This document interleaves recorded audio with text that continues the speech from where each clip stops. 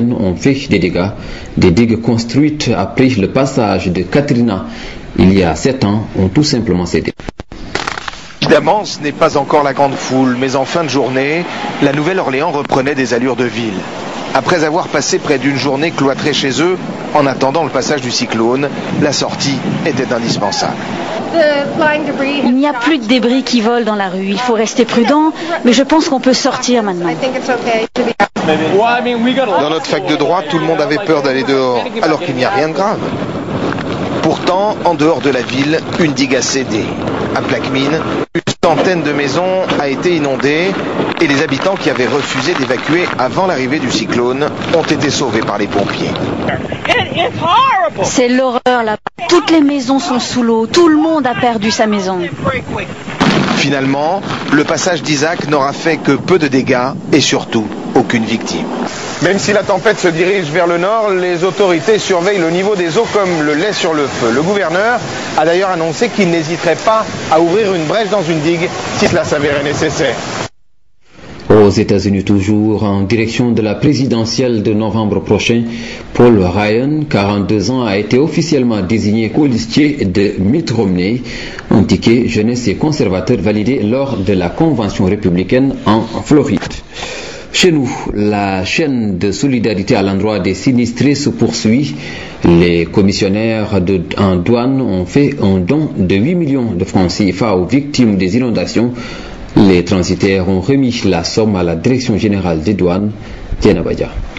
Une enveloppe de 8 millions de francs CFA, c'est la contribution des commissionnaires en douane, communément appelés transitaires aux sinistrés des inondations. Un don remis au directeur général de la douane. Nous nous sommes concertés entre amis et nous avons jugé nécessaire de faire une action très rapide et de transférer donc ce don par l'intermédiaire de l'administration douanière. Pourquoi? Parce que pour nous, notre premier partenaire dans l'État sénégalais, c'est l'administration douanière. L'administration de la douane s'est réjouie de la marque de confiance que ses bienfaiteurs lui ont témoigné et l'a aussi salué leur élan de solidarité. Le choix de remettre la contribution à la Direction générale des douanes que je retiens d'abord, parce qu'il n'était pas obligé. C'est un effort de solidarité nationale, suscité par ces inondations, accompagné par les autorités politiques qui cherchent à l'encadrer d'ailleurs. Et ils auraient pu s'adresser à ces autorités politiques ou s'adresser à ces plateaux de télévision. Moi, je la remettrai, je le dis devant à mon ministre de tutelle. La participation du syndicat des transitaires, l'UCETA, est annoncée. D'autres dons sont également entendus selon le directeur général de la douane. Autre don, cette fois-ci à l'endroit de plusieurs mosquées et villages du Sénégal. Il s'agit d'une trentaine de kits solaires. Cette action de solidarité est initiée par l'Organisation des femmes d'affaires africaines, Tchorodien. En dotant 30 villages du Sénégal de kits solaires, les femmes d'affaires africaines ont voulu venir en aide aux populations qui n'ont pas accès à l'électricité. Les populations du Sénégal des profondeurs, dont le dénominateur commun est la vulnérabilité. Ces bénéficiaires aujourd'hui sont des mosquées, des villages dépourvus d'énergie et qui nous ont saisis. Moi, j'ai eu à visiter des villages qui sont dotés, imaginez-vous, de collèges, d'écoles élémentaires et de postes de santé et dépourvus d'électricité. Les kits ont une durée de vie de 20 à 25 ans. Le renouvellement ne devrait pas être un fardeau pour les bénéficiaires. Le RFA demande quand même aux bénéficiaires de prendre soin du matériel. Dans chaque pôle, nous allons mettre un site isolé de 2,50 à 3 kVA. Ce site devra permettre d'alimenter un congélateur, un réfrigérateur, 2 téléviseurs et des ordinateurs. Prochaine cible des femmes d'affaires africaines, les structures sanitaires et les écoles. Le RFA demande aux pouvoirs publics et aux bonnes volontés de l'accompagner dans cette initiative de solidarité. Dans un tout autre domaine, formation, insertion et épanouissement des jeunes, objet de débat, et c'est la région de Kédougou qui a été choisie pour abriter un CRD spécial.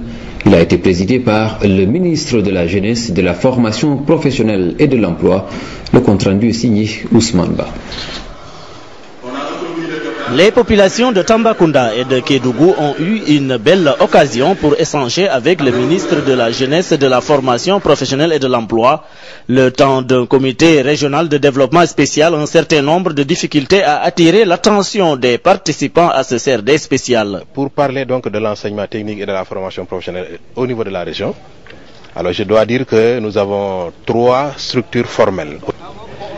Alors pour l'ouverture donc d'une filière métallurgique au niveau du lycée technique, alors là c'est effectivement une mesure qu'on doit saluer.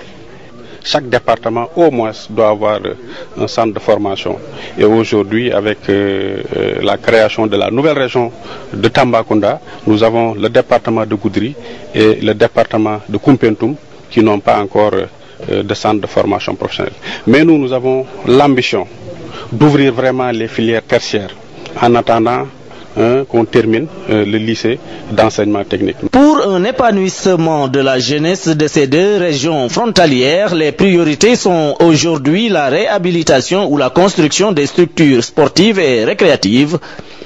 La situation de l'emploi des jeunes a été également passée au peigne fin en vue de trouver des esquisses de solutions. Les difficultés que nous rencontrons, c'est surtout la vétusté des locaux, notamment le service régional, le CEDES de Kédougou, mais aussi l'absence de locaux pour les CEDES de Salémata et de Saraya. Ali Kotondiaï, tirant la synthèse de cette rencontre, dira que la problématique de la jeunesse, de la formation professionnelle et de l'emploi des régions de Tambacounda et de Kédougou cadre parfaitement avec son agenda. La formation professionnelle, telle que déclinée par le chef de l'État, doit tenir compte ou doit partir des potentialités au niveau local.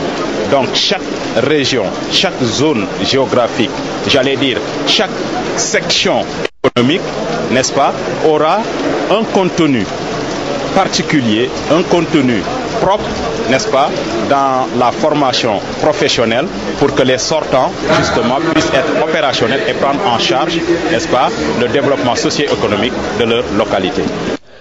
Les recommandations et conclusions des rapports issus de ce CRD spécial vont figurer sur le tableau de bord du ministère de la Jeunesse, de la Formation professionnelle et de l'Emploi pour réaliser la mission qui lui est assignée, une jeunesse formée, épanouie et insérée. C'est la fin de ce journal, mais l'info se poursuit juste derrière avec Adja Ramaboy pour une nouvelle édition en Wolof. Merci de nous avoir reçus chez vous. Bonne suite de programmes sur la RTS. Au revoir.